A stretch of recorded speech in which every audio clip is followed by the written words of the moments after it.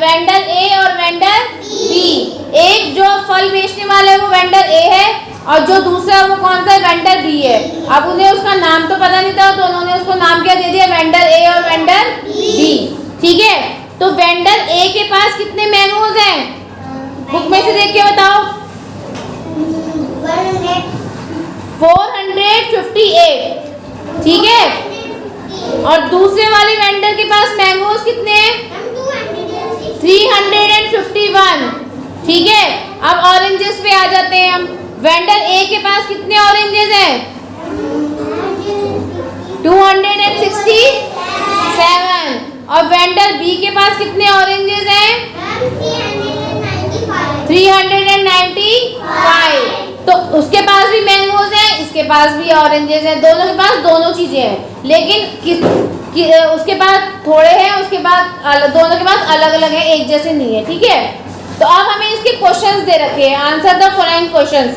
Page number 67 पे देखो, यहाँ पर देखना ऊपर ये दे रखे हैं आपको इसके क्वेश्चन आंसर।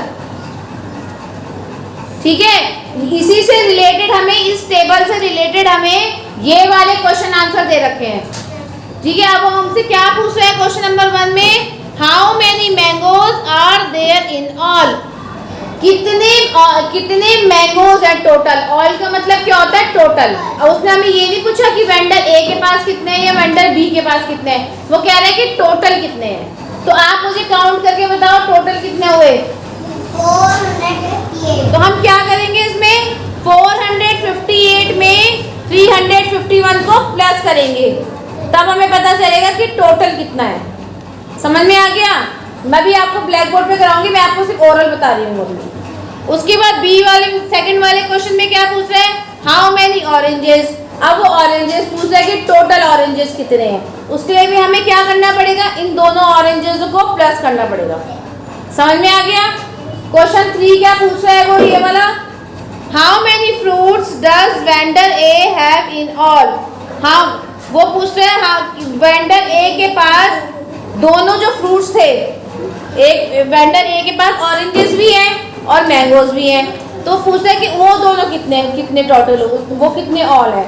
यानी कि हमें वेंडर ए का मैंगोज में ऑरेंजेस को प्लस करना पड़ेगा, तो हमें पता चल जाएगा कि उसके पास दोनों जो फ्रूट्स हैं वो कितने हैं। ठीक है, ऐसे वो क्वेश्चन 4 में बोल रहे हैं कि वेंडर बी के पास कितने हैं, कि वेंडर बी के पास मैंगोज कितने हैं और ऑरेंजेस कितने हैं। तो हमें कैसे पता चलेगा, प्लस करके। समझ में आ गया। जब हम दोनों चीजों को प्लस करेंगे, अब जैसे श्रवण के पास 2 पेंसिल हैं और कार्तिक के पास भी 2 पेंसिल हैं, 2 पेंसिल तुम कार्तिक के पास है और 2 पेंसिल तुम्हारे पास है, तो हमें कैसे पता चलेगा, हम क्या करेंगे, प्लस करेंगे।